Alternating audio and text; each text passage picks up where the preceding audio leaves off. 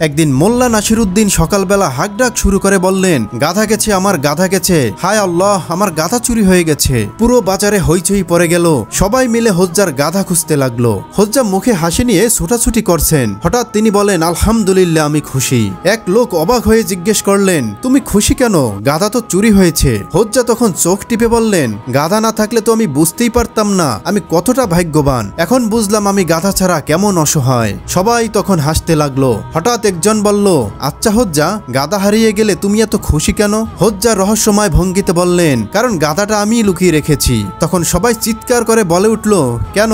হোজ্জা হেসে বলল, কারণ আমি বুঝতে চেয়েছিলাম আমার প্রতিবেশীরা সত্যি আমাকে ভালোবাসে কিনা। আজ সবাই মিলে আমার জন্য ছুটছে, এর মানে এখনো মানুষে মানুষ আছে। প্রিয় বন্ধুগণ, কখনো কখনো মজা করেও মানুষ পরীক্ষা নেয় কে সত্যিকারের পাশে থাকে। আর জীবনের ছোট ক্ষতিতেও অনেক বড় শিক্ষা লুকিয়ে থাকে।